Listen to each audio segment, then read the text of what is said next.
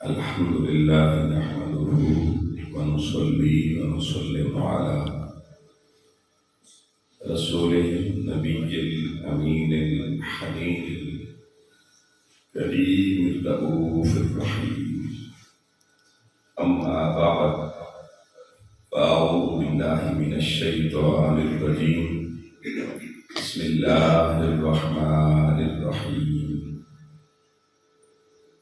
يا أيها الذين آمنوا كتب عليكم الصيام كما كتب على الذين من قبلكم لعلكم تتقون. صدق الله مولانا العظيم. مولاي صل وسلم دائما أبدا على حبيبك خير الخلق كلهم منزه عن شريك في محاسنه فجوهر الحسن فيه غير منقسم. اللہ رب العزت کی جتنی تعریف، جتنی حمد اور جتنا شکر کیا جائے کم ہے.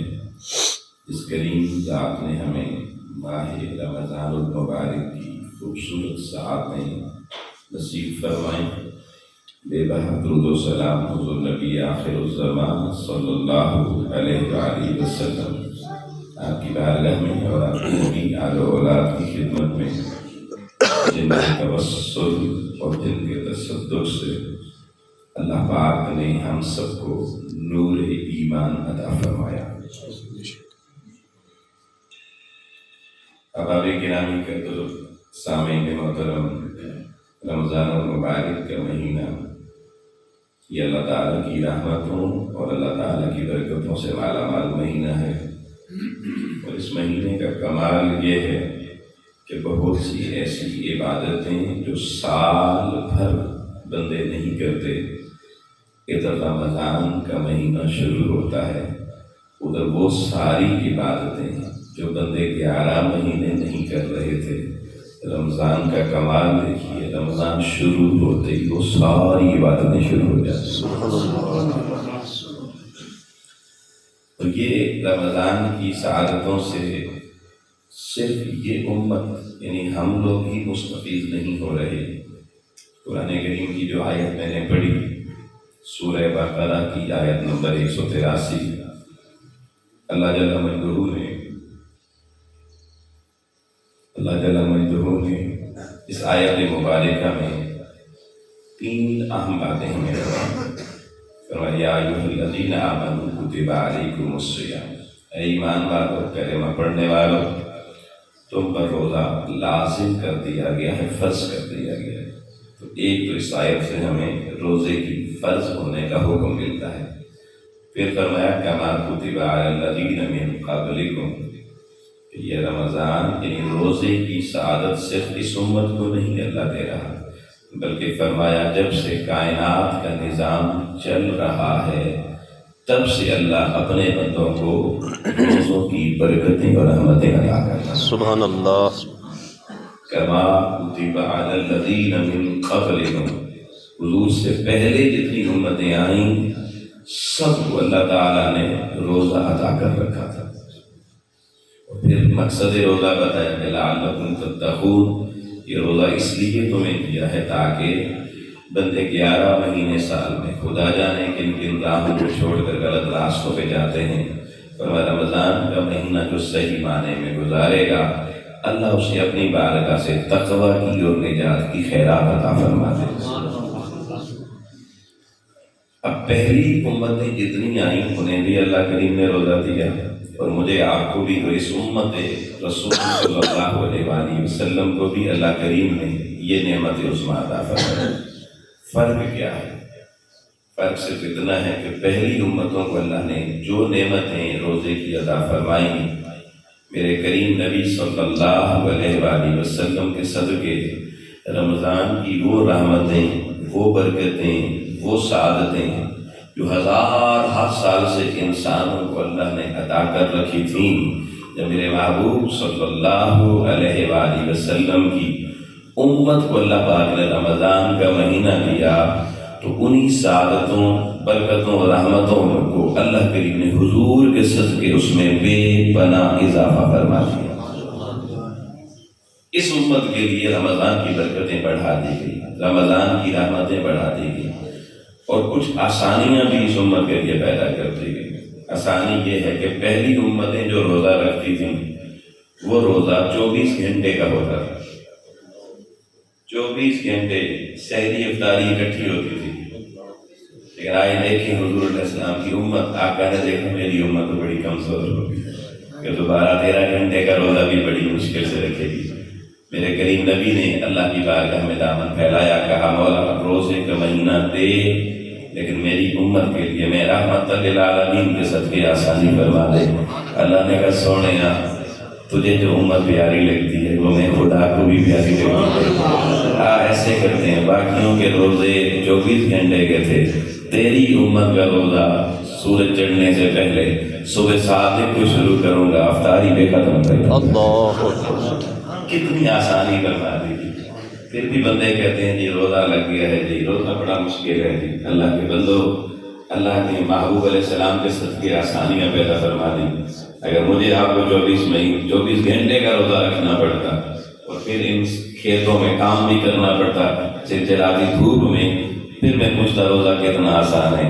مگر آئیں اس نبی پاک صلی اللہ علیہ وسلم کی بارگاہ میں شکرانہ نعمت ضرور ادا کریں۔ آقا آپ کے جوڑوں پہ صدقے واری کیوں نہ جائیں، آپ نے اتنا خیال رکھا ہم غریبوں گناہگاروں کا کہ روزے جیسی عظیم نعمت میں بھی اللہ سے اتنی آسانی فرما دی کہ صرف دن کا ٹائم روزہ رکھو، اللہ کریم کی بارگاہ میں جیسے 24 گھنٹے کا روزہ تھا ویسی ہی قبولیت آدھے دن میں نصیب ہو۔ اللہ سبحان اللہ۔ مگر آگے دوستان ایک باتوں جو بات آج سمجھنے والی ہے جو میں آپ سے کہنا چاہتا ہوں وہ بڑی غور طلب ہے، میرے سمیت ہر شخص کو اس پہ بڑی توجہ کرنے کی ضرورت ہے۔ رمضان کا بنیادی مقصد کیا ہے یہ سمجھنا بہت ضروری ہے۔ رمضان میں دیکھیں اللہ تعالیٰ نے 3 چیزیں ہمیں چھوڑنے کا حکم دیا روزے میں۔ ایک کھانا چھوڑنے کا حکم دیا، ایک پینا چھوڑنے کا حکم دیا، اور تیسرا جو نفسانی خواہشات ہوتی ہیں، شہوانی خواہشیں، ان سے روک دیا۔ 3 چیزوں سے علی اعلام اللہ رسول نے ہمیں منع کیا، کھانا پینا اور صفری خواہشات کی تکمیل سے دور رہنا۔ کیوں اللہ نے کیوں روکا دیا؟ ایک کھانا بھی حلال، پانی پینا بھی حلال، جائز ضرورت شہوت پوری کرنا وہ بھی حلال، مگر رمضان میں حالت روزہ میں یہ 3 چیزیں میرے اللہ کریم نے منع کیوں کر دی؟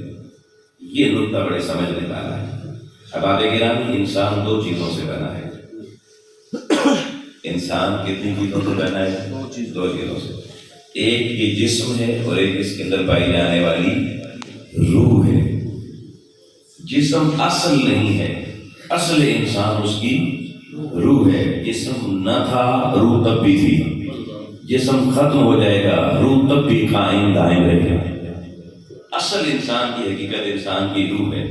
اب جو ہم کھانا کھاتے ہیں اس کا فائدہ روح کو ہوتا ہے کہ جسم کو ہوتا ہے؟ جو پانی آپ پیتے ہیں اس سے جسم پلتا ہے کہ روح پلتی ہے؟ جو خواہشات نفسانیاں ہم پوری کرتے ہیں اس سے ہماری روح کی ضرورت پوری ہوتی ہے کہ جسم کو سامان نصیب ہوتا ہے؟ یہ جسم کا سامان ہے، یعنی کہ جو کھانا پینا اور خواہشات نفسانیاں پوری کرنا ہے، یہ تینوں در حقیقت ان میں سے ایک بھی شے انسان کی روح کی ضرورت نہیں ہے، یہ ساری انسان کی جسم کی ضرورتیں ہیں۔ انسان کھاتا چلا جاتا ہے، پیتا چلا جاتا ہے، وہ جسم میں شورما پاتا چلا جاتا ہے، ارتقا پاتا چلا جاتا ہے، جسم موٹا تازہ ہوتا چلا جاتا ہے، اور خواہشات جتنی آپ نفسانی خواہشات کی دنیا میں آگے بڑھیں اتنی خواہشیں نفس کی بڑھتی چلی جاتی ہیں۔ آپ دوستان محترم، نفس کا تعلق ہمارے جسم کے ساتھ ہے، ضرورت کا تعلق ہمارے جسم کے ساتھ ہے، اور انسان دنیا میں جب سے آیا ہے 24 گھنٹے اس کی زندگی جڑی ہوئی ہے ضرورتوں کو پورا کرنے سے۔ ہر شخص صبح سے شام تک ایک ہی فکر میں ہے، ہائے کھانے کی ضرورت پوری ہو جائے، ہائے پینے کی ضرورت پوری ہو جائے، ہائے میری خواہشات ان کی تکمیل ہو جائے۔ انسان کو اپنے جسم کو سنوارنے کی فکر ہے، انسان کو اپنے وجود کو چمکانے کی فکر ہے، جسم کی ضرورتوں نے انسان کو پاگل بنا رکھا ہے۔ اندھا بنا رکھا ہے. انسان جوانی کی دہلیز پہ لوگوں قدم رکھتا ہے تو بس کمانا شروع کرتا ہے جسم کی ضرورتیں پوری کرنے کے لیے.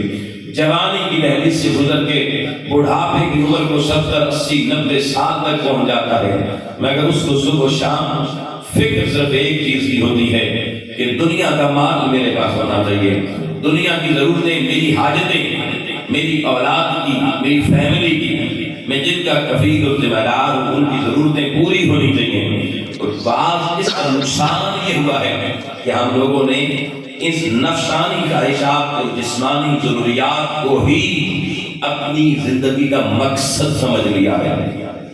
یہ بہت بڑی انسان سے اور مسلمان سے غلطی ہوئی ہے. اس لیے لوگوں کہ اگر صرف کھانا پینا اور جسمانی ضرورتیں پوری کرنا یہی مقصد انسان ہوتا تو مجھے بتائیں یہ مقصد جانور کیا نہیں پورا کر رہے؟ جو آپ نے گھروں میں حیوان پالے ہوئے ہیں کیا وہ کھاتے پیتے نہیں؟ کیا وہ اپنی خواہشات نہیں پوری کرتے؟ یہ سارا کام تو اللہ جانوروں سے بھی لے سکتا تھا.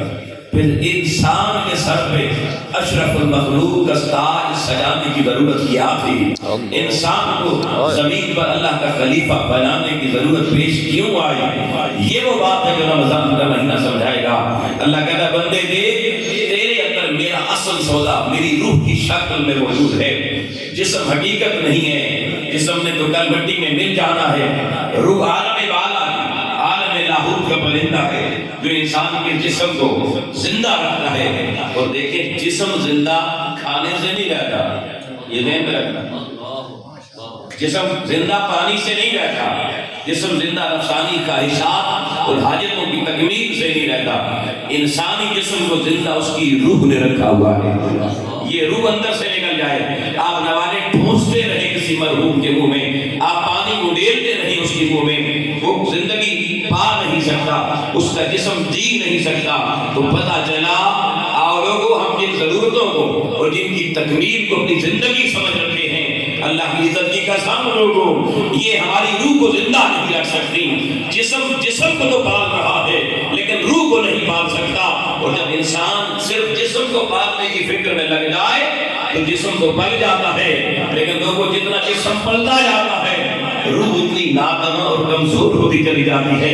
روح کے اوپر زنگ آتا چلا جاتا ہے، روح کے اوپر لوگوں نفسانیت کے پردے، بہیمیت کے پردے، شہوانیت کے پردے آتے چلے جاتے ہیں. اللہ کریم نے کہا میرے بندے میں تجھے روزے کی شکل میں اپنی وہ نعمت عظمیٰ دے کر تجھے کھانے پینے اور ضرورتوں سے روک رہا ہوں، اس لیے کہ تجھے مقصد زندگی سمجھ میں آ جائے کہ مقصد زندگی اپنی حاجتوں، اپنی ضرورتوں کی تکمیل کر، اپنی طبیعت میں چڑھا کے مالک کو راضی کرنا، یہ انسان کا بنیادی مقصد ہے.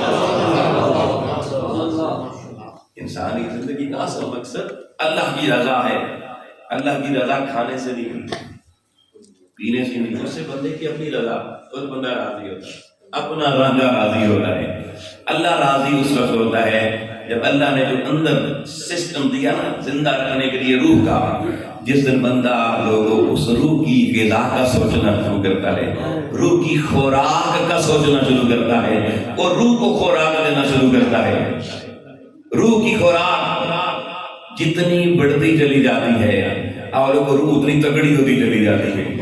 اور روح جب تکڑی ہو کے مضبوط توانا ہو جائے، بندہ اپنی محنت سے اپنی روح کو طاقتور کر دے، اتنی غذا روحانی کھلائے، اللہ کے ذکر کی کھلائے، روزے نماز کی اتنی خوراک کھلائے کہ جب بندے کی روح طاقتور ہو جاتی ہے اور لوگوں ایک ایسا وقت آتا ہے کہ روح تمہارے جسم کا نظام خود سنبھال لیتی ہے. پھر بندہ اپنی دنیاوی حاجتوں کو کم کرتا چلا جاتا ہے، کم کرتا چلا جاتا ہے، اتنی کم کر دیتا ہے کہ اگر ایک لقمہ بھی 24 گھنٹے میں کھا لے روح کہتی ہے تیرے جسم کو ٹوٹنے نہیں دوں گی، اتنی آبادی دوں گی، اتنی شادابی دوں گی، اتنا اس کو میں سکھ چین دوں گی کہ اگر دنیا کی زندگی ختم بھی ہو گئی یہ وجود قبر میں چلا گیا، قیامت کی صبح تک قبر کی مٹی بھی اس تیرے وجود کو ہاتھ نہیں لگا سکے گی، کھا نہیں سکے گی، کیونکہ تیرے وجود کو تیری روح نے سنبھال. جب روح سنبھال لیتی ہے نا تو پھر کبھی جسم کو بھی ختم ہونے نہیں دیتی، اس کو بھی سلامت رکھتی ہے. لیکن اگر روح کا خیال نہ رکھا جائے، صرف جسم کا خیال رکھا جائے اور روح کو ناراض کر دیا جائے تو روح تو جسم سے ایک وقت نکل جائے گی، اور قبر میں بندہ جائے گا، ہفتے بعد قبر کھولیں گے، ہڈیاں نظر آئیں گی، جو ٹوٹ جائے گا، زمین کھا جائے گی، بیکٹیریا اس کو ہڑپ کر جائیں گے۔ وجہ بندے نے اپنی روح کو طاقت نہیں، روح نے جسم کو نہیں سنبھالا، تو اب پتہ چلا اصل زندگی جسم کی نہیں روح کی ہے۔ تو اللہ کریم نے لوگوں رمضان المبارک کے خوبصورت مہینے میں انسان کو روحانی ضرورت بڑھانے پر، روحانی محنت بڑھانے پہ زور دیا ہے، اور اپنی جسمانی ضروریات کو کم کرنے کی طرف حکم دیا ہے۔ کھانا جسمانی ضرورت، پینا جسمانی ضرورت، ارے لوگوں خواہشات نفسانیت کی تکمیل کرنا جسمانی ضرورت ہے۔ آئیے اصول اور قاعدہ میں آپ کو دے رہا ہوں، اور اس قاعدے کو زندگی بھر کا امپلیمنٹ کرنا ہے، رمضان سے شروع کرنا ہے، باقی 11 مہینے بھی اس قاعدے کو لے کے چلیں، پھر دیکھیں نتیجہ کیا نکلتا ہے۔ انسان کو اللہ کریم نے حاجتوں کا، ضرورتوں کا محتاج بنایا ہے، لیکن اس کو حکم یہ دیا کہ بندے ضرورتوں کے پیچھے نہ بھاگ، ضرورتوں کو اپنی زندگی کا مقصد اور محور نہ بنا، اپنے نفس کو اور اپنے جسم کو ان ضرورتوں سے مستغنی کرتا چلا جا، مستغنی کرتا چلا جا، اپنی ضرورتیں کم کر، خواہشیں کم کر، اور بندے کی جتنی ضرورتیں کم ہوتی چلی جاتی ہیں روح کی طاقت اتنی۔ یہ ریسیپروکل، نسبت، تناسب، ریشو پروپورشن میتھمیٹکس میں پڑھایا جاتا ہے، اس میں ایک تناسب معکوس ہوتا ہے، انورس پروپورشن، ایک چیز بڑھتی ہے دوسری کم ہو جاتی ہے، ادھر والی بڑھے گی یہ کم ہو جائے گی۔ تو یہی تعلق آپ جسم اور روح اور کھانے پینے کا ہے۔ توجہ طلب یہ بات ہے کہ دیکھیں انسان نے اپنی ضرورتیں بڑھا لی، انسان کہتا ہے میں بڑے محل میں رہوں، حالانکہ انسان اگر چھوٹی سی کٹیا ایک کمرہ بھی اس کے رہنے کے لیے چاہتا ہو، زندگی گزر سکتی ہے یا نہیں؟ انسان کے پہننے کے لیے اگر 5-10 ہزار کا سوٹ نہ ہو، پرانا سوٹ مل جائے گندے بازار سے 20-30 روپے کا، اس کو ٹانکے لگا کے بھی اس کا سطر ڈھانپا جا سکتا ہے یا نہیں؟ گزارا ہو سکتا ہے یا نہیں؟ پتہ چلا انسان جتنی ضرورتیں کام کرنا چاہے کر سکتا ہے، بولیے کیا کر سکتا ہے۔ اسی طریقے سے آپ دیکھیں بندہ، اس کی ضرورت گاڑی ہے، گاڑی نہیں ہے، سائیکل پہ ہو، ضرورت پوری۔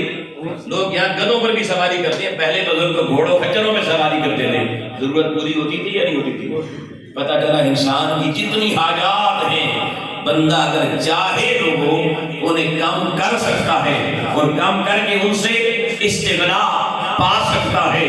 لیکن لوگوں 2 ضرورتیں انسان کی بنیادی ایسی ہیں جن کو انسان کبھی چھوڑ نہیں سکتا، کیونکہ زندگی ان کے ساتھ عبارت ہے۔ ایک ضرورت اس کے کھانے کی ہے، دوسری ضرورت اس کے پینے کی ہے۔ آپ کو رمضان کا مہینہ آیا، اللہ نے کہا بندے تو باقی ضرورتیں تو کم کر سکتا تھا، یہ 2 ضرورتیں ان کے بغیر زندگی نہیں ہے۔ کھانا بھی زندگی کے لیے ضروری، پینا بھی زندگی کے لیے ضروری، مگر کہا میرے بندے آپس میں ایک معاہدہ کرتے ہیں، 1 مہینے کا میں تمہیں سیکشن دے رہا ہوں، 1 مہینے کے لیے بندے میرے ساتھ ایگریمنٹ کر، 2-4 لقمے سحری کو کھا، 2-4 تو افطاری میں کھا، پورا دن منہ پر کھانے کے حوالے سے پابندی، پینے کے حوالے سے پابندی۔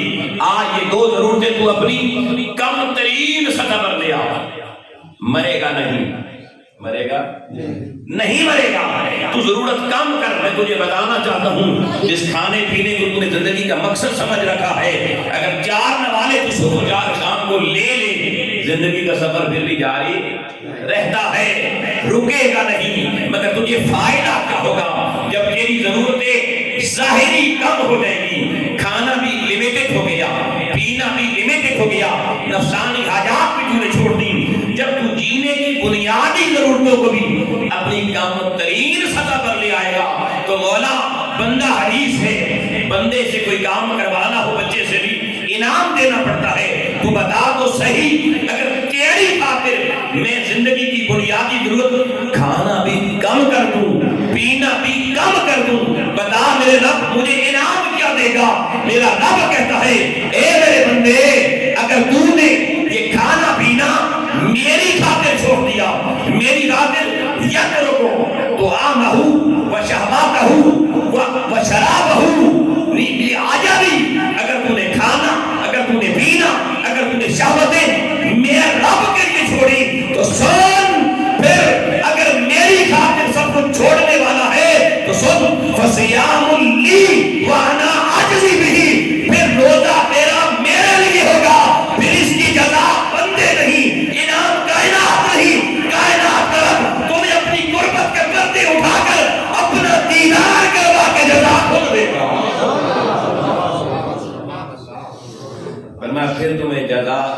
سے نہیں، مالک خود دے گا۔ مولا کتنی جزا دے گا؟ آپ لوگ باقی جتنی عبادتیں کرتے ہیں، کسی کا ثواب اور اجر 2 گنا، کسی کا 3 گنا، کسی کا 4 گنا، کسی کا 10 گنا، کسی کا 20 گنا۔ آپ پڑھیے حضور علیہ السلام کی حدیث میں ہے مشکات المصابیح میں کہ بندے کی ہر عبادت کا ثواب کتنا بڑھتا ہے، میکسیمم لیول اس کا ہے 700 گنا، 700 ٹائمز، 700 گنا پہ جا کر سارے اجر رک جاتے ہیں۔ یا اللہ روزے کا اجر کتنا ہے؟ اس نے کہا بنی آدم کا، متفق علیہ حدیث بخاری مسلم میں، کہ بنی آدم کی اولاد کا ہر عمل اس کے لیے ہے، جتنا کرے گا اس کے مطابق جزا دوں گا۔ فصیام لی، روزہ تیرے لیے نہیں، روزہ میرے لیے، روزہ میرے لیے ہے۔ جب میرے لیے ہے تو انا اجزی بہ، میں اس کی جزا دوں گا۔ مالک کتنی جزا دے گا؟ اس نے کہا میں نے قرآن میں لکھا ہے کتنی دوں گا۔ میں نے کہا نہیں مالک تو نے نہیں لکھا کتنی دے گا۔ فرمایا پھر سن، جب میں نے لکھا نہیں تو بندہ بن مجھ سے حساب نہ کر، میں رب ہوں بے حساب، جب لکھا نہیں تو دوں گا بھی بے حساب۔ لکھی وہ چیز جاتی ہے جو حساب میں آ جائے، بھئی لکھی کون سی چیز جاتی ہے جس کا حساب کیا جا سکے، اور جو حساب میں ہی نہ آئے اس کو گنتی کے عدد میں لکھا جا سکتا ہے؟ اس نے کہا میں روزے کی جزا وہ دوں گا، ساری کائنات مل جائے، میتھمیٹیشن مل جائیں، وہ گنتی بنی ہی نہیں ہے جو میرے روزے کی جزا کو لکھ سکے۔ اتنی بڑی عبادت۔ اگر آپ لوگوں کو اس عبادت کا ایک بڑا خاص تعلق آپ کے سامنے رکھنے جا رہا ہوں، اسی سورہ بقرہ کی آگے آیت نمبر 185 میں اللہ کریم نے فرمایا شہر رمضان الذی انزل فیہ القرآن، فرمایا یہ رمضان کا وہ مہینہ ہے جس رمضان کے مہینے میں میں نے قرآن نازل کیا۔ یعنی اب رمضان کو روزے سے بھی جوڑا، رمضان کو قرآن سے بھی جوڑ دیا۔ اب یہ بات بڑی لائق توجہ ہے جو میں کہنے جا رہا ہوں آپ گرامی، اللہ کے جتنے صحیفے نازل ہوئے نا، حضرت موسیٰ علیہ السلام پر توریت نازل ہوئی، اور توریت 6 رمضان یعنی رمضان کے مہینے کی 6 تاریخ کو نازل ہوئی۔ حضرت داؤد علیہ السلام پہ زبور نازل ہوئی 12 یا 13 رمضان۔ حضرت عیسیٰ علیہ السلام پر انجیل مقدس نازل ہوئی 18 رمضان تھا۔ حضور نبی اکرم صلی اللہ علیہ وسلم پہ قرآن نازل ہوا 27 رمضان المبارک تھا۔ اللہ نے جتنے کلام مخلوق سے کیے، اپنے انبیاء سے کیے، اپنے کلام نازل کیے، اللہ نے سب کلاموں کے لیے انتخاب صرف ایک مہینے کا کیا، اس مہینے کا نام ہے شہر رمضان۔ ایک اللہ نے نقطہ بتا دیا اس بات میں، وہ نقطہ آپ تک پہنچانا چاہتا ہوں۔ حضرت گرامی حضرت موسیٰ علیہ السلام اللہ تعالیٰ کی تلاش میں تھے کہ میرا مالک میرے ساتھ کلام کرے۔ اللہ تعالیٰ نے کہا موسیٰ اگر مجھ سے کلام کرنا ہے، سنیے گا روزے کا راز مت پڑے، اگر مجھ سے کلام کرنا ہے تو طور پر آ جا۔ موسیٰ علیہ السلام وادی کے طور پہ تشریف لے گئے، مولا میں تجھ سے کلام کروں؟ اس نے کہا نہیں، ابھی تیری روح کو میں نے ذرا طاقتور بنانا ہے تاکہ میرا کلام آئے تو تیری روح اس کو جذب کر سکے۔ مولا میں کیا کروں؟ فرمایا موسیٰ 40 دن کے لیے تو روزہ رکھا۔ کتنے روزے رکھوائے تھے موسیٰ سے؟ 40 روزے اللہ کریم نے رکھوائے۔ جب موسیٰ علیہ السلام کے لوگوں 40 روزے مکمل ہو گئے تو اللہ نے کہا موسیٰ اب تیری روح روزے کی وجہ سے اتنی طاقتور ہو گئی ہے کہ اب میں رب کے کلام کو جذب کرنے کا مادہ اس میں پیدا ہو چکا ہے۔ اب میں پردے ہٹاتا ہوں اور اپنا کلام بصورت توریت تیرے قلب پہ اتارتا ہوں۔ 40 روزوں کے بعد حجاب اکبر اٹھتا ہے۔ اللہ کریم نے موسیٰ علیہ السلام سے کلام کیا۔ حضرت عیسیٰ علیہ السلام کی باری آ گئی، مولا تجھ سے کلام کرنا چاہتا ہوں۔ اللہ نے کہا اے عیسیٰ علیہ السلام مجھ سے کلام کرنا ہے تو خلوت میں آنا پڑے گا، اعتکاف میں آنا پڑے گا۔ موسیٰ سے بھی 40 دن کی خلوت کروائی، اعتکاف کروایا، 40 دن تک اللہ کریم نے روزہ رکھوایا۔ عیسیٰ علیہ السلام کے لیے بھی یہی شرط رکھی، کہا میرے عیسیٰ تجھے بھی 40 دن کا روزہ رکھنا پڑے گا، اعتکاف میں خلوت میں تنہائی میں بیٹھنا پڑے گا۔ میرے عیسیٰ علیہ السلام بھی لوگوں تنہائی میں چلے گئے، 40 دن تک مریم کے بیٹے عیسیٰ علیہ السلام روزہ رکھتے رہے، تنہائی میں اس انتظار میں رہے کہ حجاب اکبر اٹھے اور اللہ کی ذات میرے سے کلام کرے۔ اور لوگوں 40 دن پورے ہوئے، اللہ نے کہا عیسیٰ وقت آ گیا ہے، تیری روح بھی اس درجے پر آ گئی ہے، اس بلندی پر آ گئی ہے، اس طاقتور کیفیت میں آ گئی ہے، اب میں تیرے دل کا حجاب ہٹاتا ہوں اور اپنی انجیل مقدس کے ذریعے تجھ سے کلام کرتا ہوں۔ عیسیٰ علیہ السلام سے بھی کلام اللہ نے 40 روزوں اور 40 دن کی خلوت یعنی اعتکاف کے بعد کیا۔ اور وہ اب باری آگئی میرے آپ کے نبی صلی اللہ علیہ وآلہ وسلم کی، آقا نبی کریم علیہ السلام 40 سال تک اپنی زندگی گزار چکے تھے، اور 40واں سال جب اما عائشہ رضی اللہ تعالیٰ عنہ فرماتی ہیں، جب امام نبی علیہ السلام کی زندگی کا حضرت خدیجہ کبریٰ رضی اللہ عنہ فرماتی ہیں 40واں سال شروع ہوا تو میرے محبوب کو لوگوں آبادیاں اب اچھی نہیں لگتی تھیں، جلوتیں اچھی نہیں لگتی تھیں، مجلسیں اچھی نہیں لگتی تھیں۔ حضور علیہ السلام ستو لے کر، جو لے کر، تھوڑے سے پانی کے قطرے لے کر حرا کی خلوتوں میں چلے جاتے ہیں۔ 7 دن تک اماں خدیجہ کہتی ہیں ہم دیکھتے رہتے مصطفیٰ پلٹ کے نہاتے، اور 7 دن بعد جا کے حرا میں دیکھتی تو جو کھانا گھر سے لے کے جاتے پڑا ہوتا، پانی پڑا ہوتا، اور محبوب مکرم اللہ کی حضوری میں سجدے میں ہوتے، رو رہے ہوتے۔ اللہ 40 سال گزر گئے، تو نے مجھ سے کلام نہیں کیا، 40 سال گزر گئے حجاب ہے میرے تیرے درمیان۔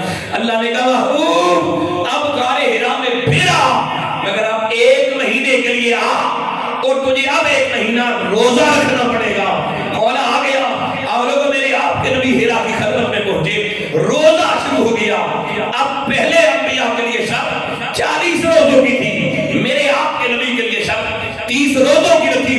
30 روزے میرے محبوب کے حرا کی خلوت میں مکمل ہوئے، اللہ کی بارگاہ میں تڑپتے ہوئے، روتے ہوئے، کہ روزے کے ساتھ مقصد پہ توجہ رکھنی ہے، روزے میں لوگوں کی طرف نہیں مولا کی طرف تکنا ہوتا ہے، اللہ کی طرف دیکھتے رہے مولا کب حجاب اٹھے گا، کب تیری بارگاہ سے کلام آئے گا۔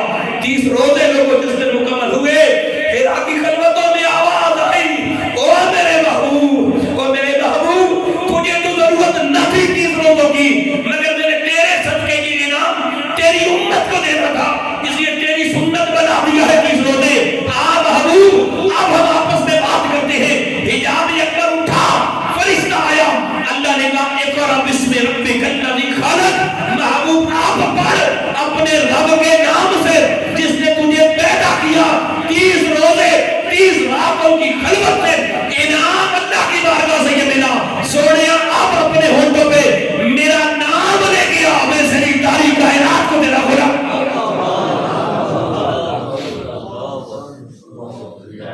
30 دن کی حرا کی خلوت کا نتیجہ سرنامہ کلام نازل ہوا، اقرأ بسم ربک الذی خلق کا انعام آیا۔ حضور نبی اکرم صلی اللہ علیہ وسلم سے اللہ نے کلام فرمایا۔ 30 دن میرے پیغمبر کا مجاہدہ، پھر ملا مشاہدہ، اور آپ لوگوں کو پتہ چل گیا 30 روزوں کا مقصد یہ ہے کہ 30 روزے ایسے رکھے جائیں جب 30ویں رات آئے تو بازاروں میں نہ گزرے، اللہ کی حضوری پہ کہے مولا محبوب کو تو نے جلوہ دکھایا تھا، کلام کیا تھا، میرے کان بھی تیرے نغمہ لاہوتی کو سننے کے لیے ترستے ہیں، میں بھی پرندہ اس ناسود کر رہی ہوں، میری روح بھی عالم لاہوت سے آئی ہے، تیرے وطن سے آئی ہے، پردیسی ہو کے آ گئی ہے، اس پردیس کی ضرورتوں نے مجھے مار دیا، مگر میں نے 1 مہینہ تیرے حکم پر تیری خاطر میں نے روزہ رکھا، میں نے منہ بند رکھا، کھانا پینا چھوڑا، اور مولا راتیں آئیں میں نے تیری خاطر آرام بھی چھوڑ دیا، میں مصلی پہ کھڑا رہا، تیرا قرآن میرے کان سنتے رہے، زبان پڑھتی رہی، مولا دن بھی تیری خاطر تھا، وہ رات کا قیام بھی تیری خاطر تھا، مولا اب عید میری تب بنے گی جب تیری دید ہو جائے گی، جب تیری دید ہو جائے گی۔ اور وہ اگر تو ایسے روزے رکھیں گے تو اللہ کی بارگاہ سے انعامات کا سلسلہ شروع ہو جائے گا، پھر حجاب دل کی سرزمین سے ہٹ جائے گا، لیکن سن لیجیے اللہ نے انعام کیا رکھا ہے، حدیث پڑھ رہا ہو بڑی غور طرح ہے۔ اللہ نے فرمایا بندے اگر تو اس طرح سے روزے رکھے گا نا جیسے روزہ رکھنے کا حق ہے، الصائم یتقرب الی اللہ، تیسرا نقطہ دے رہا ہوں بڑا توجہ، الصائم یتقرب الی اللہ فإنہ یطعمہ ولا یطعم، فرمایا روزہ دار کو اللہ اپنا قرب عطا فرماتا ہے، اپنا قرب عطا فرماتا ہے، اپنی سنگت عطا فرماتا ہے۔ کیوں عطا فرماتا ہے یہ راز سمجھیے گا، فرمایا فإنہ یطعم ولا یطعم، کیونکہ روزہ دار روزہ رکھ کے کھاتا نہیں ہے، کھلاتا ہے، پیتا نہیں ہے، پلاتا ہے۔ سنیے گا جی، اب دن کو آپ نے روزہ رکھ لیا، آپ کھاتے ہیں؟ سوچ میں پڑ گئی ہے، کھاتے ہیں؟ کھاتے ہو یا پیتے ہیں؟ نہیں۔ اب سنیے گا، اللہ کی ذات کھاتی نہیں کھلاتی ہے، اللہ کی ذات پیتی نہیں پلاتی ہے، اللہ کی ذات معاف کرنے والی ہے، اللہ کی ذات عطا کرنے والی ہے، اللہ کی ذات بندوں کے لیے اپنی مغفرت کے دروازے کھولنے والی ہے۔ یہ اللہ کی ذات کا تعارف ہے نا۔ اب قرآن مجید کی سورہ بقرہ میں اللہ کریم نے فرمایا 143 نمبر ورس کے اندر فرمایا صبغۃ اللہ، آؤ بندو اللہ کے رنگ میں رنگے جاؤ۔ ومن احسن من اللہ صبغۃ، اللہ کے رنگ سے بہتر کائنات میں کوئی رنگ نہیں ہے۔ اور جس کے رنگ میں رنگا جانا ہو، اپنی مرضی چھوڑ کر، اپنی صفات چھوڑ کر اس کی صفات اختیار کرنی پڑتی ہیں۔ اللہ کہتا ہے رمضان کا مہینہ ایسا بندے میں تمہیں قرب دوں گا، اپنی سنگت دوں گا، اپنی یاری اور دوستی دوں گا، مگر شرط یہ ہے میں کھاتا نہیں ہوں، تو بھی کھانا چھوڑ دے، میں کھلاتا ہوں، تو بھی بیماروں کو بچوں کو کھلانے والا بن جائے۔ روزہ دار نے خود روزہ رکھا تھا، بچوں کو کھلا رہا ہوتا ہے، بیماروں کو کھلا رہا ہوتا ہے، خود نہیں پی رہا ہوتا، انہیں پلا رہا ہوتا ہے۔ کس کا رنگ ہے؟ اللہ کا رنگ۔ بولیے کس کا رنگ ہے؟ روزہ رکھ کے اس نے کہا جھوٹ نہیں بولنا، کس کا رنگ ہے؟ اللہ کا رنگ۔ ورنہ کسی سے غلطی ہوتی اسے معاف کر دے، معاف کرنا کس کی شان ہے؟ آؤ لوگوں، اللہ سائل کو عطا کرنے والا جھولیاں بھر کے، فرمایا روزے میں کوئی سائل آ جائے اس کی جھولی بھر، اس کو افطاری کروا، سائل کو کچھ نہ کچھ دے، فرمایا یہ بھی رنگ اللہ کی ذات کا ہے۔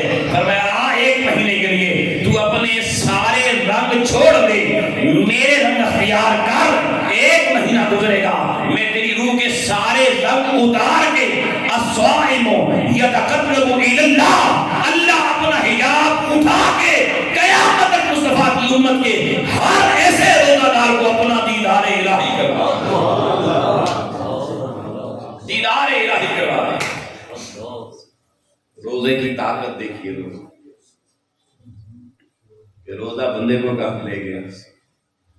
اللہ کی معرفت اور اللہ کی دیدار تک لے گیا۔ اگر لوگوں یاد رکھنا، روزہ 4 قسم کا ہوتا ہے۔ کتنی قسم کا ہوتا ہے؟ 4 قسم کا۔ ایک روزہ ہوتا ہے عام روزہ جس کو کہتے ہیں، یہ روزہ بھی رکھا، ملاوٹ بھی کی، جھوٹ بھی بولا، حرام کاریاں حرام توبیاں بھی نہ چھوڑی، ایک یہ روزہ ہے۔ حضور علیہ السلام نے فرمایا، بخاری شریف کی حدیث ہے کہ ایسا روزہ دار جو روزہ رکھ کے ایسے کام حرام کام نہ چھوڑے، اس کو سوائے بھوکا پیاسا رہنے کے روزے سے اور کچھ بھی نہیں ملتا۔ بندے تو کہیں کہ روزے رکھے ہیں مگر اللہ کی بارگاہ سے کچھ بھی نہیں ملتا۔ یہ ہے عام روزہ۔ توجہ کرنا، ہم کس روزے میں؟ اس سے اگلے درجے کا روزہ، اس کو کہتے ہیں خاص کا روزہ، عام نہیں خاص روزہ۔ خاص روزہ کیا ہوتا ہے کہ روزہ رکھ لیا، منہ کھانے کے حساب سے تو بند ہو گیا لیکن لغویات سے بھی بند کر لیا، حرام گوئی سے بھی بند کر لیا۔ کسی بندے کو ویسے بندہ گالیاں شالیاں دے دیتا تو اس نے کہا نہیں میں نے روزہ رکھا ہوا۔ اس پر حدیث سنا رہی امام الانبیاء علیہ السلام نے فرمایا، اور یہ حدیث بخاری شریف کی حدیث نمبر 1894 نمبر ہے۔ امام الانبیاء علیہ السلام نے فرمایا کہ الصوم جنہ، کہ روزے دار کو اللہ ایک ڈھال دے دیتا ہے شیطان سے لڑنے والی۔ وہ ڈھال کیا ہے؟ ڈھال دشمن گوار روکنے کے لیے ہوتی ہے۔ روزہ فرمایا ایک ڈھال ہے، ایک ہتھیار ہے مومن کا۔ جب روزہ آ جاتا ہے تو بندہ کس طرح سے آگے زندگی کو لے کے چلتا ہے. فرمایا ولم یرفس ولم یجہل. فرمایا بندے جب تو روزہ رکھ لے تو زبان کو لگام دے, زبان سے کسی کی غیبت نہ کر, زبان سے کوئی فحش بیانی نہ کر, کوئی غلط جملہ نہ بولا. اور ولا یجہل, فرمایا روزے کی حالت میں اپنی جہالت کو پرے رکھ, جہالت والا کوئی کام نہ کر, جاہلوں والی زندگی روزے کی حالت میں چھوڑ دے. یہ ذہن میں رکھ لے میں نے اللہ کا روزہ رکھا ہوا ہے, اب میں نے جاہلوں والی کوئی حرکت نہیں کرنی. اب فرمایا امرؤ قاتلہ وشاتمہ, اگر کوئی بندہ آپ کو ایسا مل جاتا ہے جو آپ سے لڑنے کے لیے آ گیا, وہ گھر سے آئے پکا کہ میں نے تو اس سے لڑنا ہے, آج چھوڑنا نہیں ہے اس کو, اور آیا اور شاتمہ گالیاں دینا شروع ہو گیا. حضور علیہ السلام فرماتے کہ روزے میں کوئی لڑنے کے لیے آ جائے اور تمہیں گالیاں دینا شروع کر دے تو تم نے کیا کرنا ہے؟ فرمایا تم نے اس کو کہنا ہے انی صائم مرتین. فرمایا ایک بار نہیں 2 بار منہ دے کے اسے کہنا ہے یار تیری مرضی لڑ, تیری مرضی گالیاں دے, نہ میں لڑ سکتا ہوں نہ میں گالیاں دے سکتا ہوں, کیوں؟ میرا روزہ ہے. آپ میرے کریم نبی کس خوبصورت انداز میں امت کو واز کر رہے ہیں, نصیحت کر رہے ہیں کہ اگر بندہ کہتا ہے کہ جی بندہ ہو جا متھے لگ گیا سی لڑنا تے بہ گیا سی, انہیں میرے پیسہ گالاں دیندیاں تے 2-4 میں بھی دے چھڑیاں. نہیں, میرے محبوب نے فرمایا رمضان کا روزہ خاص تب بنے گا اگر کوئی گالیاں دے رہا ہے, کوئی لڑائی کر رہا ہے, کوئی فتنہ ڈال رہا ہے, آپ 2 دفعہ یوں کر کے کہیں یار بھائی تیری مرضی جو مرضی ہے, میں کچھ بھی نہیں کر سکتا, میں تیرا گلا نہیں پکڑ سکتا, کیوں کہ میں انی صائم, میں روزے سے ہوں. فرمایا جو بندہ یہ جملہ کہے گا نا 2 دفعہ, کتنی بار کہنا ہے؟ 1 دفعہ نہیں 2 دفعہ کہنا ہے, یہ شرط ہے حدیث میں. اب آقا علیہ السلام نے فرمایا وہ روزہ دار, ایک بندہ پھکڑ ڈول رہا ہے زبان سے اور یہ روزہ رکھ کے زبان بند کر کے وہ بیٹھا ہوا ہے, بھوک پیاس لگتی ہے, اندر سے آبلے آتے ہیں اوپر کی طرف, شام تک نا بندے کے منہ سے سمیل آنا شروع ہو جاتی ہے.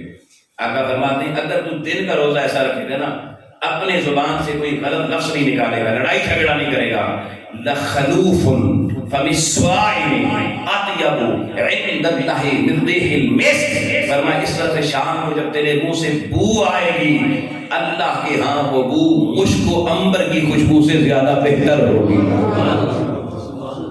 اس روزہ دار کی منہ کی بو سے اللہ پیار کر رہا ہے. ارے بو سے بھی کوئی پیار کرنے والی چیز ہے, مگر اللہ کہتا تو نے میری خاطر روزہ رکھا ہے نا, میرے محبوب کے منع کرنے میں تو نے گالیاں نہیں دی, تو نے جھگڑے نہیں کیے, تو نے غریبان نہیں پکڑے, تو نے کہا میں روزے سے ہوں, اپنے میرے روزے کا حیا کیا. روزہ رب کا ہے, بولو کس کا ہے؟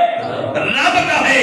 تو جس کا روزہ ہے لوگوں, اگر اس کے لیے بندہ حیا کر جائے تو پھر تو حیا میرا کرے گا, اب تیرے منہ سے بو بھی آئے گی, میری جنت کی خوشبوؤں سے وہ زیادہ بہتر ہوگا. بہتر ہوگی. اور تستغفر لهم حیتان. فرمایا اگر کوئی ایسا روزہ رکھے گا میں سمندر کی مچھلیوں کو حکم دوں گا, میرے بندے نے روزہ رکھا ہوا ہے, یہ لوگوں کو کہہ رہا ہے میں نے روزہ رکھا ہوا ہے, تم ساری مچھلیاں بندے کے لیے میری بارگاہ میں استغفار پڑھنا شروع کرو. روزہ آپ نے اپنے گھر میں لالیہ میں کی رکھا ہوا ہے, سمندر کی مچھلیاں استغفار پڑھ رہی ہیں.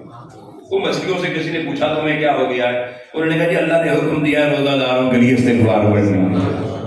خاص والا روزہ دیکھیں کتنا اعلیٰ روزہ ہو گیا, کتنی شان والا روزہ ہو گیا, کتنے کمال والا روزہ ہو گیا. مگر آؤ دوستان محترم, یہ خاص روزہ یہ اہل تقویٰ کا روزہ ہوتا ہے. ان کا اہل تقویٰ کا روزہ, یہ کمال کا روزہ ہے, حرام سے بندہ بچ جاتا ہے. ایک روزہ اگلے 3 درجے کا ہوتا ہے, وہ روزہ ہوتا ہے خاص الخاص روزہ. خاص الخاص روزہ, یہ خاص الخاص روزہ کیا ہے لوگوں؟ یہ وہ روزہ ہوتا ہے بندہ روزہ بھی رکھتا ہے, حرام باتیں بھی نہیں کرتا, غلط کام بھی نہیں کرتا, لیکن ساتھ مجاہدہ کرتا ہے. مجاہدہ کیا ہے؟ تسبیح لے کے بیٹھ گیا, پورا دن استغفار پڑھتا ہے, پورا دن نفل پڑھتا رہا, مجاہدہ کر رہا ہے, قرآن 5 پارے پڑھ رہا ہے پورا دن. اس سے پوچھا بھائی پورا دن قرآن کیوں پڑھ رہا ہے, استغفار کیوں پڑھ رہا ہے, مصطفیٰ پہ درود کیوں پڑھ رہا ہے؟ وہ کہتا ہے یار روزہ رکھا ہے اللہ کی نعمت ہے, حرام کام چھوڑ دی اس سے بڑی نعمت ہے. اب میں چاہتا ہوں میرے جو خیالات اندر ہیں ان میں تو گندگی موجود ہے.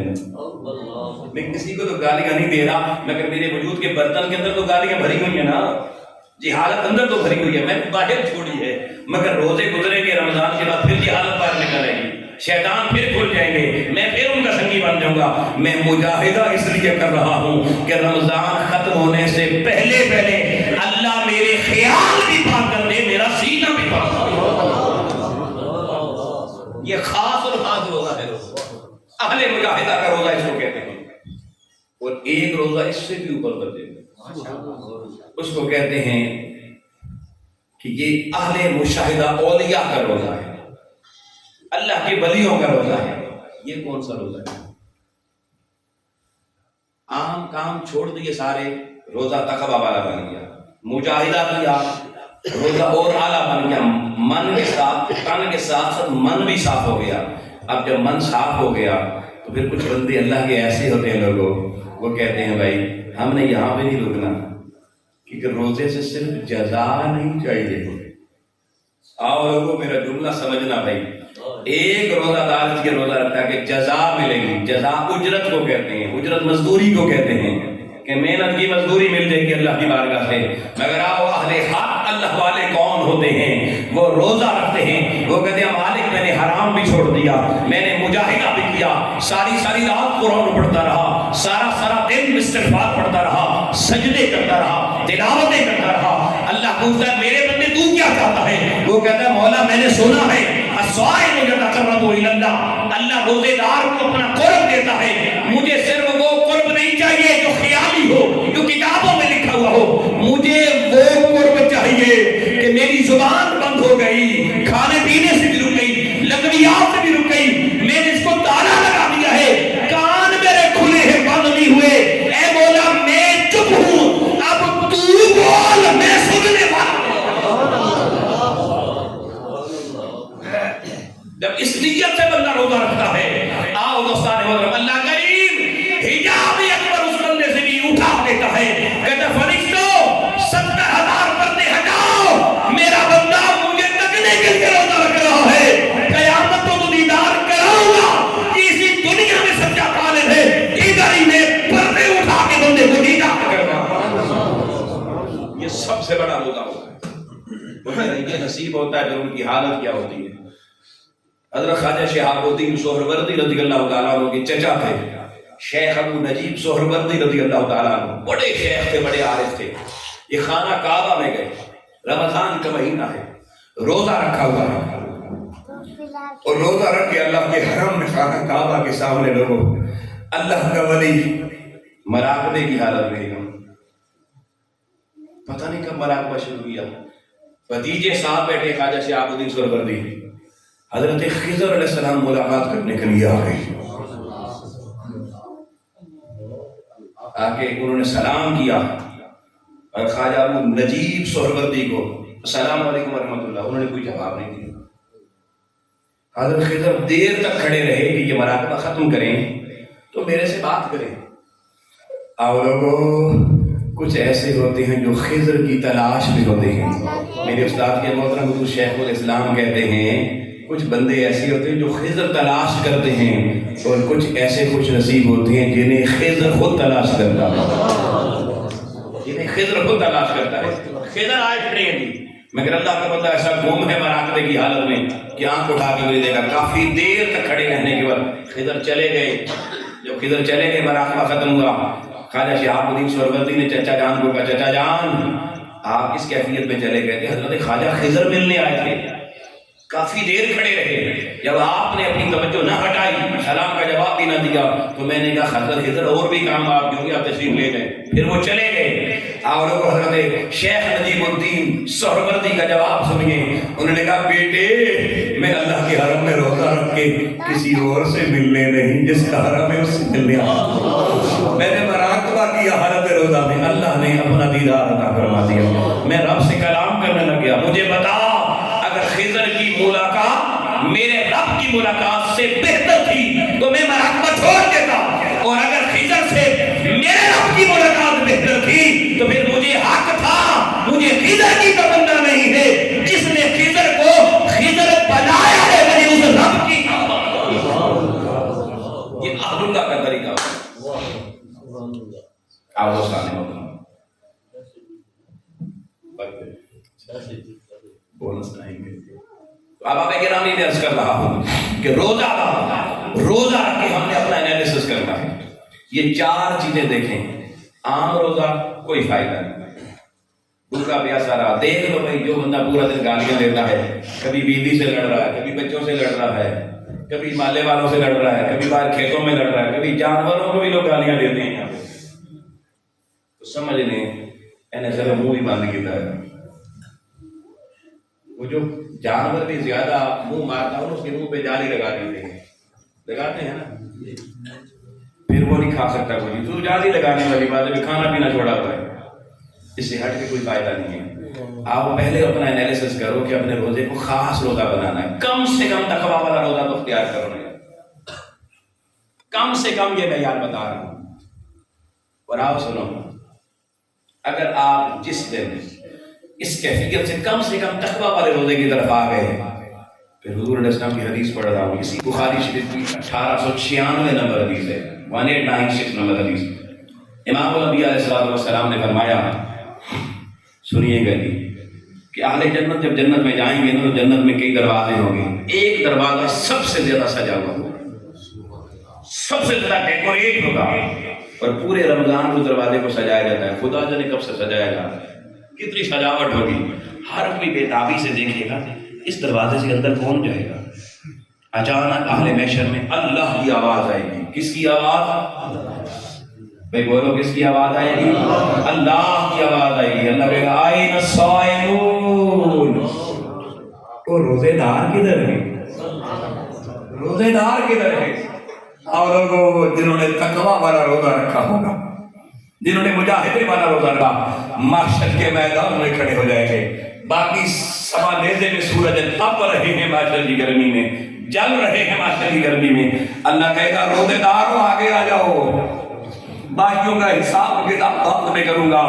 فرشتوں کو اللہ کہے گا, فرشتوں یہ باب الریان کا دروازہ ذرا کھول دو.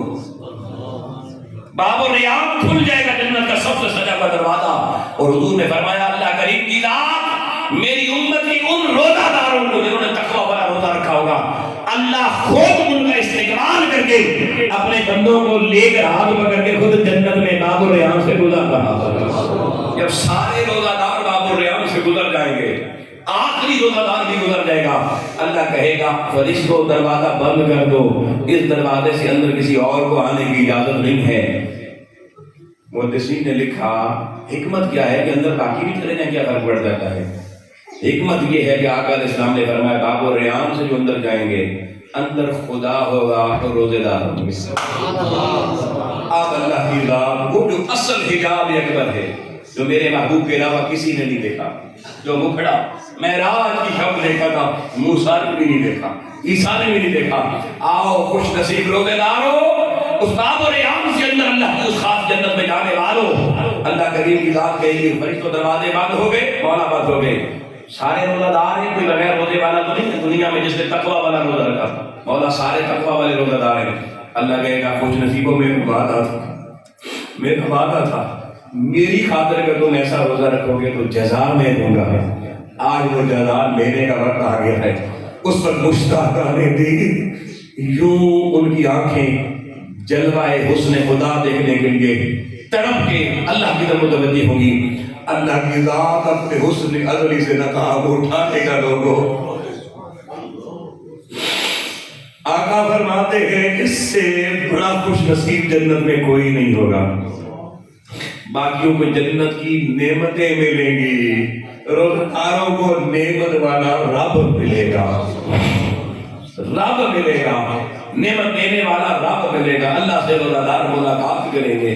اور لوگوں یہ ملاقات کیسی ہے, اسی قیامت میں کچھ لوگ جنت میں پہنچ کے پریشان بیٹھے ہوں گے, رو رہے ہوں گے.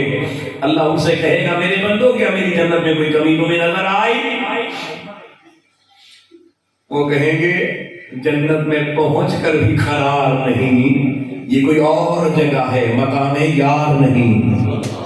اللہ تیری جنت میں پہنچ گئے. اللہ کہے گا نعمتیں ساری مل گئی, مولا مل گئی, پھر پریشان کیا ہو؟ یہ جنت پریشان ہونے کی جگہ تو نہیں ہے, روتے کیوں ہے, جنت رونے والی جگہ تو نہیں ہے.